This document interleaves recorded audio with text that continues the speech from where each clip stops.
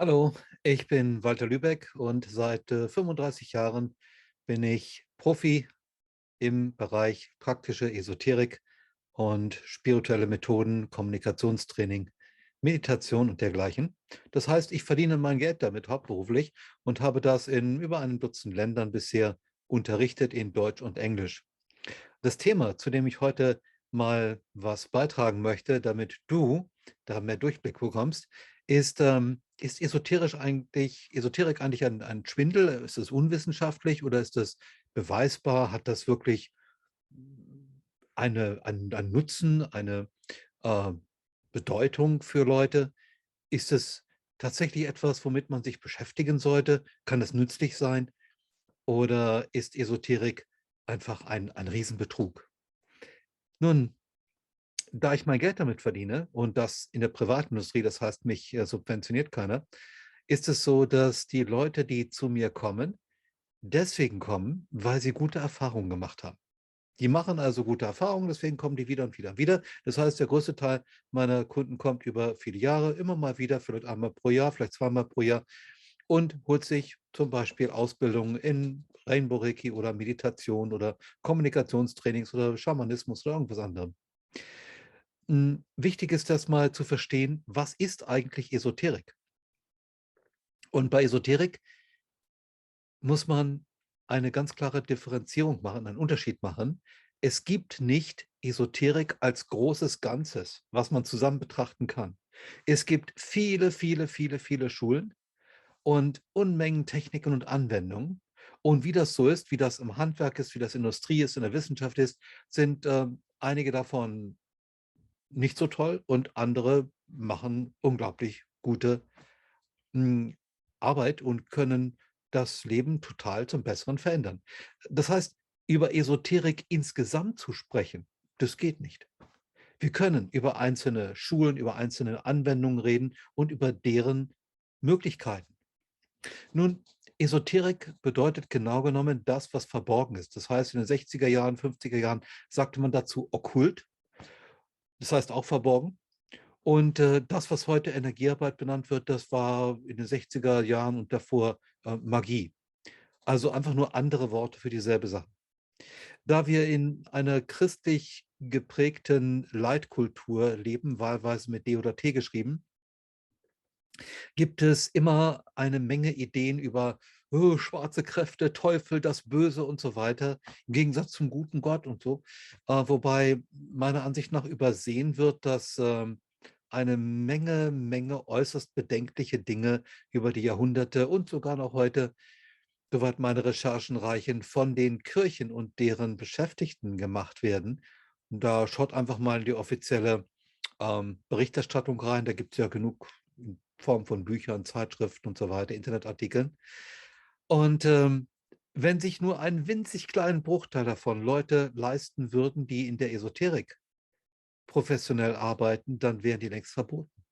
Aber da es sich bei dem anderen um offizielle Institutionen handelt, die eine große gesellschaftliche Macht haben, wird etwas, das bei anderen Menschen als absolutes No-Go, als absolute Disqualifikation gelten würde, einfach weiter akzeptiert. Da gibt es keine Demonstrationen. Ich habe jedenfalls bisher keine gesehen.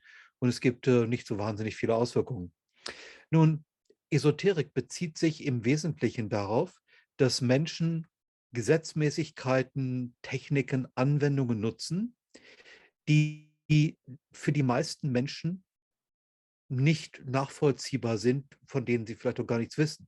Also esoterisch, sie sind verborgen. Exoterik, sie sind offensichtlich. In der Esoterik gibt es Methoden, die sind uralt. Das heißt zum Beispiel der Gebrauch eines Pendels, das Auflegen der Hände zu Zwecken der Heilung, das Gesundbeten.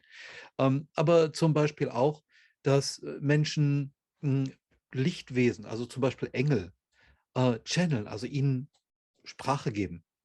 Es gibt in der Esoterik uralte Methoden, wie zum Beispiel eine Reise in tiefer Trance zu dem hohen Selbst eines anderen Menschen oder in seinen Körper hinein, um dort Dinge zu ändern.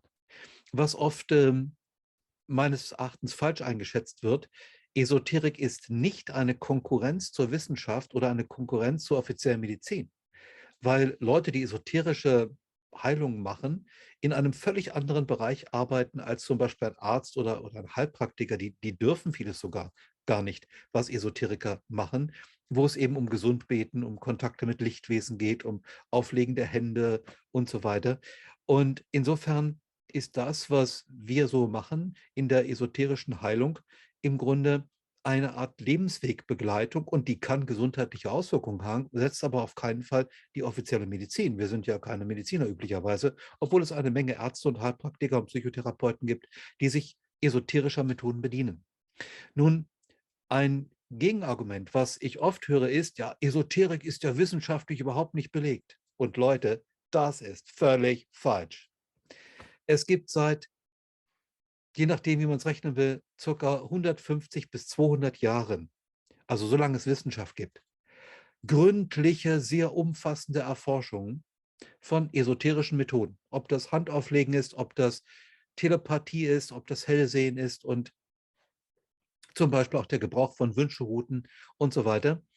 Ähm, Das ist alles sehr, sehr gründlich mit Riesenaufwand erforscht. Teilweise auch durch militärische Institutionen. Also zum Beispiel in der ehemaligen Sowjetunion wurde über Jahrzehnte ein Riesenbudget, Milliarden von Dollar umgerechnet, in die Erforschung von außersinnlicher Kommunikation, außersinnlicher Wahrnehmung und Psychokinese, also Bewegen von Gegenständen durch geistige Techniken und so weiter, äh, gesteckt. Und auch die CIA hat seit den 60er Jahren Forschung gemacht, aber nicht nur die. Es gibt auch ganz viele Wissenschaftler, Professoren, Doktoren, die Forschungsprojekte gemacht haben. Es gibt ein Institut für noetische Wissenschaften von einem ehemaligen Mondastronauten gegründet in den USA. Die machen groß angelegte Forschung. Also wer möchte, der findet darüber eine Menge Forschung. Aber diese Art von Methoden lassen sich nicht patentieren. Man kann da keine großen Umsätze mitmachen, also keine Umsätze in Höhe von Hunderten von Millionen oder von Milliarden Dollar oder Euro. Und sie sind nach den gängigen Erklärungsmodellen der Wissenschaft, also dem Newtonschen System der Physik, nicht wirklich erklärbar. Sie sind aber durchaus erklärbar nach den seit Jahrzehnten recht gut erforschten Richtlinien der Quantenmechanik. Das heißt, in der Quantenmechanik gibt es seit Jahrzehnten theoretische Modelle, die erklären, was in der praktischen Esoterik gemacht wird. Und insofern gibt es darüber auch durchaus eine Menge Literatur. Wer also mal bei einem Internetbuchhändler auf die Suche geht oder mal im Internet forscht und zum Beispiel bei Google die Scholarship-Funktion verwendet, der wird Unmengen Forschungsergebnisse finden zu Methoden der praktischen Esoterik. Und ja, das geht weit über Placebo-Wirkung hinaus. Ein Wort zum Placebo. Placebo-Wirkungen werden oft so abgetan wie, oh, es ist ja nur ein Placebo. Nur es ist so, dass eine Placebo-Wirkung, wenn ich es richtig im Kopf habe, bin kein Wissenschaftler, insofern ist das nicht immer mit den Zahlen so mein Ding, aber ich glaube, zwischen 25 und 35% von Menschen, die ein Placebo, also eine zum Beispiel Zuckertablette ohne eine arzneilich wirksame Substanz bekommen, erfahren eine Heilung oder zumindest eine starke Verbesserung ihrer Symptome ohne einen Wirkstoff. Da würde ich mich doch als Laie mal fragen, wenn also so Pi mal Daumen ein Drittel von den Leuten, die krank sind, die irgendwelche gesundheitlichen Probleme haben, Heilung bekommen oder drastische Linderung der Symptome, wenn ich denen einfach eine Zuckertablette gebe, die ja Bruchteile von Cent kostet und definitiv keine negativen Wirkungen hat, warum probiere ich das nicht erstmal, ob ich nicht ein Drittel meiner Patienten einfach mit der Zuckerpille heilen kann? So, und diejenigen, die dann überbleiben, die kriegen irgendwas anderes. Also wäre ich jetzt so als Laie, ne, erstmal dabei. Aber wie wäre es, wenn du dich mal mit dem Thema Placebo ausführlich auseinandersetzt, damit du verstehst, dass Placebo nicht bedeutet, dass da keine Heilung passiert, sondern sie passiert. Nur die offizielle Medizin weiß nicht wie. Ein Riesenproblem ist, dass in der heutigen Medizin, jedenfalls dem Mainstream der Medizin, die also von Krankenkassen bezahlt wird, die in den Medien mit Berichterstattung abgedeckt wird, im Grunde die Erkenntnisse der Quantenphysik keine Rolle spielen, jedenfalls nicht, soweit ich weiß. Was aber auch bedeutet, dass zum Beispiel Forschungsarbeiten wie die des Nobelpreisträgers Linus Pauling, der hat Anfang der 90er Jahre, soweit meine Forschungen reichen, dafür einen Nobelpreis bekommen, nicht berücksichtigt werden. Diese Forschungsarbeiten belegen zum Beispiel quantenphysikalische Phänomene in chemischen Reaktionen. Das heißt also, wenn, sagen wir, Wasserstoff und Sauerstoff reagieren und Wasser daran rauskommt, also H mit O reagiert und H2O macht, dann gibt es dabei quantenphysikalische Effekte, die also vollkommen andere Regeln sind als das, was normalerweise in der Chemie, in der Physik so als Gesetze der Natur verstanden werden. Das weiß man seit Anfang der 90er Jahre. Linus Pauling hat dafür einen Nobelpreis bekommen. Es gibt zig andere Forscher, die haben darauf aufbauend weiter geforscht. Wir sind ja jetzt immerhin 30 Jahre weiter. Und auch schon zu Linus Paulings Zeiten gab es eine Menge Leute, die haben daran geforscht. Er hat ja das nicht so mal eben per einem Monat in die Wissenschaft, die Welt reingegeben und kriegte dann einen Nobelpreis. Der hat das über viele Jahre vorher erforscht. So, das heißt also, in der offiziellen Medizin wird Quantenphysik, soweit meine Forschungen reichen, kaum oder gar nicht berücksichtigt. Wir tun so, als würde es das nicht geben. Was ist das zum Beispiel? Ich will da nicht in die Tiefe gehen, dafür gibt es fantastische Literatur, aber nehmen wir nur ein Beispiel, dass durch die Beobachtung von etwas, das, was beobachtet wird, verändert wird. Das ist nicht eine esoterische Sache, die man glauben kann oder nicht, sondern das ist eine Regel aus der Quantenphysik, zigfach überprüft, die stimmt. Und der menschliche Körper funktioniert unter anderem aufgrund von Quantenphänomenen.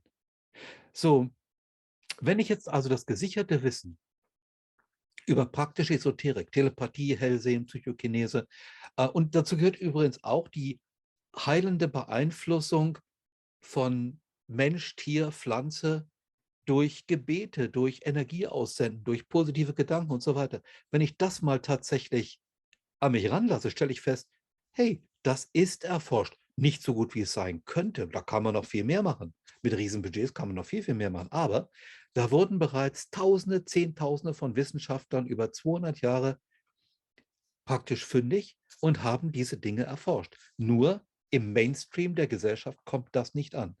Ich verzichte ganz bewusst in diesem Videobeitrag darauf, dir Bücher aufzuzählen und so weiter. Hey, es gibt Suchmaschinen, das findest du alles selber, wenn du es finden willst. Mir ist wichtig, dir mal ein paar Denkanstöße zu geben, damit du suchst. Denn wenn du selber suchst und du findest das, dann überzeugt dich das wesentlich mehr, als wenn ich dir jetzt einen Haufen Bücher gebe. Du denkst, oh Gott, ich habe da jetzt nicht 500 € Budget hier für Bücher und weiß gar nicht, wie ich das alles jetzt lesen soll. Schau einfach mal rum und interessiere dich und du wirst feststellen, dass zum Beispiel in Ländern wie Indien oder China, Indonesien, Akupunktur, Homöopathie und ähnliche Heilweisen völlig normal im Krankenhausbetrieb sind. Das heißt, Millionen und Abermillionen von Menschen vertrauen darauf jeden Tag und studierte Leute, Professoren, Doktoren, die das gelernt haben an Universitäten, so wie wir hier andere Dinge lernen, die dafür offiziell von der Regierung Erlaubnis haben, die behandeln ihre Patienten, wie gesagt, Hunderte von Millionen, mit Homöopathie, mit Akupunktur und dergleichen. Und die haben tolle Erfolge damit. Natürlich zu einem Bruchteil des Preises der westlichen Medizin. Und wir hier diskutieren ernsthaft darüber, ob es denn wirkt oder ob das einfach nur Humbug ist, Blödsinn ist, Leute betrogen werden. Das ist längst entschieden. Wir haben nur hier wirtschaftliche und politische Interessen, die in eine andere Richtung gehen. Aber belegt ist es längst, jedenfalls soweit, wie meine Forschung reichen. Und jetzt bist du dran. Erstens, Mann, abonniere meinen Kanal, hier kommt noch viel mehr total geiles Zeug. Und zweitens, denk nach, recherchiere selber und dann wirst du feststellen, dass das, was ich dir jetzt hier erzählt habe, was ich dir nahegelegt habe, stimmt. Und eine neue Welt wird sich dir eröffnen. Ich bin gespannt darauf, was du rausfindest und hier in die Kommentarzeile reinschreibst. Denn das, was wir hier machen, ist ein Dialog. Und wir reden mal über die Dinge die vielleicht sonst ausgegrenzt werden. Wenn du interessante Erfahrungen hast mit Esoterik, schreib's rein. Wenn du Zweifel hast, schreib sie rein und recherchiere. Schau mal nach. Glaub nicht einfach irgendwas. Überprüfe es. Das habe ich auch getan. Und ich begrüße das, wenn Menschen skeptisch sind. Denn wer skeptisch ist, der guckt genau hin. Und dann wirst du, meine Meinung, zu ähnlichen Ergebnissen kommen, wie ich auch. Hey, auf diesem Kanal werde ich die Themen ansprechen, die wichtig sind für ein gutes Leben. Und deswegen schau wieder rein. Bis bald.